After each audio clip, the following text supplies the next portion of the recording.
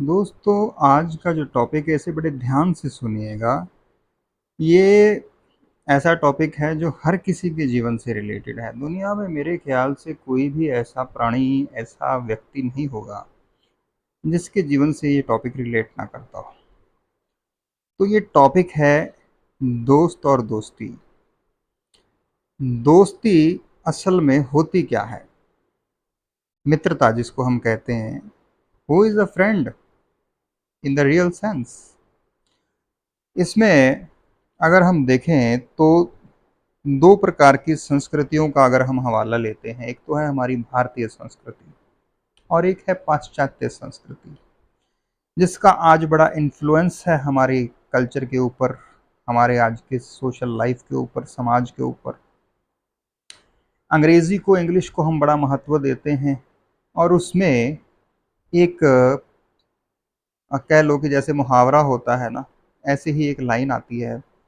कहते हैं कि a friend in need is a friend in deed, जिसका अर्थ ये है कि जो ज़रूरत के समय काम आए, वही वास्तविकता में सच्चा मित्र है।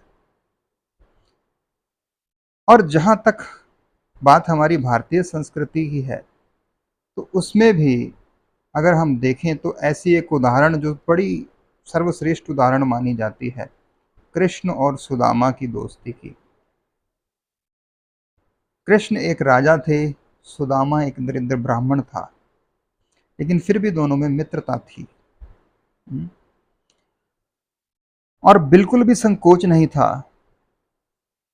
अब अगर पाश्चात्य संस्कृति की बात करें तो वो कहते हैं जो ज़रूरत के समय काम आए वही दोस्त है, वही मित्र है।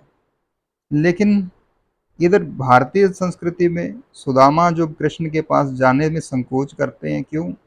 वो कहते हैं कि अरे मैं अगर वैसे मिलने जाता तो बड़ी अच्छी बात थी, लेकिन अगर उससे कुछ मांगने जाऊंगा तो मैं नहीं जा सकता।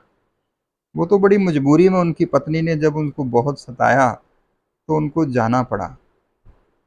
लेकिन वो कभी भी अपने मित्र के पास कुछ मांगने के लिए नहीं जाना चाहते थे। हाँ, मित्र को मित्र के भाव से वो मिलने के लिए ज़रूर राजी थे, लेकिन कुछ मांगने के लिए नहीं। उनका ये सोचना था कि अगर मांगने के लिए ही जाना पड़े, इससे पहले तो मृत्यु आ जाए। लेकिन आज के टाइम में जो इन्फ्लुएंस है हमारी सोसाइटी पर, वो है a friend in need is a friend in deed. तो हो क्या रहा है, इसको बड़ी बाखूबी फॉलो किया जा रहा है। तो जब ज़रूरत होती है तो इंसान किसी से हेल्प मांगता है, और जब वो ज़रूरत पूरी हो जाती है तो साथ ही साथ लात मार के उसे भगा देता है।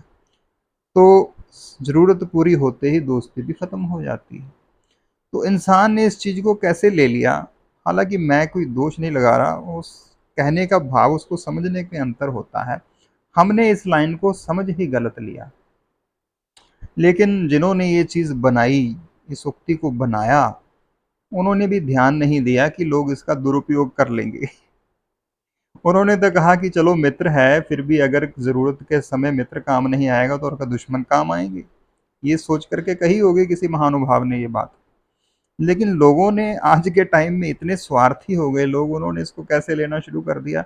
अरे भाई, ज़रूरत के टाइम पे ही तो मित्र काम आते हैं, मित्र बनाने ही ज़रूरत के लिए शुरू कर दिए।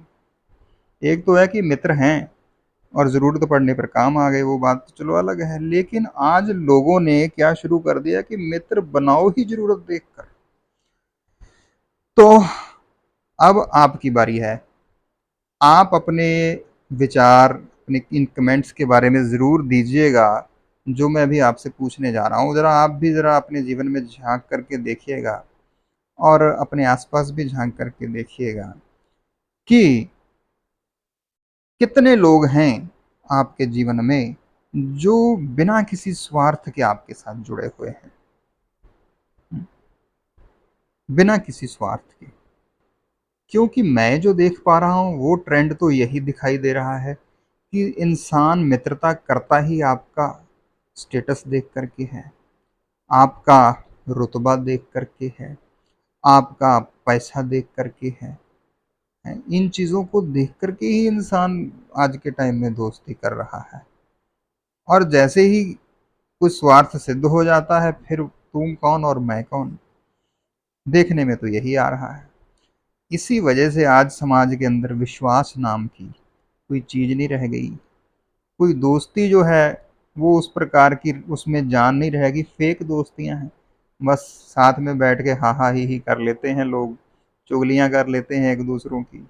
बस यही एक दोस्ती रह गई है, जिसको टाइम पास कह देते हैं कि टाइम पास कर रहे हैं जी, टाइम पास हो रहा है जी। तो वो जो रिश्ते नाते थे, वाकई में जो दोस्ती थी, मित्रता थी, वो आज है कहाँ, मुझे तो कहीं नजर नहीं आती। अगर देखें गहराई से तो यूं तो सारे ही मित्र हैं, आप भला सब जग भला।